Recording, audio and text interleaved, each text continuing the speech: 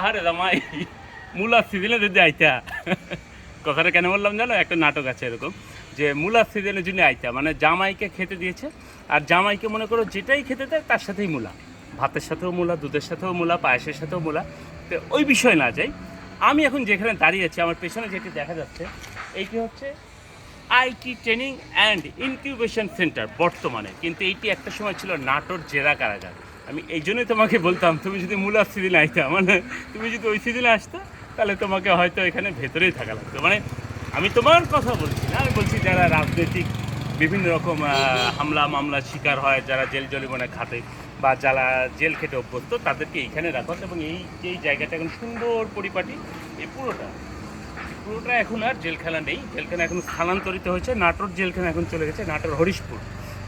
আর আমরা এখন যেই জায়গাটায় দাঁড়িয়েছি এটি হচ্ছে নাটোর কান্দি ভেটুয়া, এবং এইটি হচ্ছে সেই পুরানো কারাগার। এবং এখানে অনেক উঁচু উঁচু প্রাচীর থাকতো। সেই সময় আমাদের খুব আগ্রহ জন্মতো যে আসলে প্রাচীরের ওই পারে কী থাকে। সবচেয়ে বড় কথা কি, আমি তো কোনোদিন জেল খাটিনি।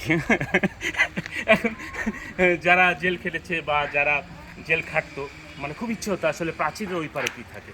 বিশাল একটা প্রাচীর, উঁচু প্রাচীর, খুব আগ্রহ থাকতো। তো আজকে হঠাৎ এদিকে যেতে যেতে সেই ছোটোবেলার কথা মনে হয়ে গেল যে আসেন একটু দেখাই।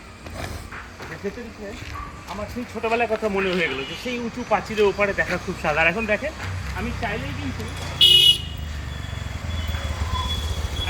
এখানে আসতে পারছি, এবং এইখান থেকে আমি সব কিছু দেখতে পাচ্ছি। এবং এইখানে অনেক স্মৃতি, অনেক রাজবন্দী, যারা রাজনীতি করতো শুধু তারাই নয়, বিভিন্ন রকম অপকর্ম যারা করতো তারাও বন্দী থাকতো, অনেক বিভিন্ন কয়েদি বন্দী থাকতো। এবং একটা স্মৃতি বিজড়িত জায়গা, যার কারণে আপনাদেরকে একটু দেখানো বর্তমান পরিস্থিতি কী অবস্থা আছে। আমি একটু হাঁটি আর আপনাদেরকে একটু দেখাই বর্তমান অবস্থাটা যদি একটু দেখেন। আমি হাঁটলাম।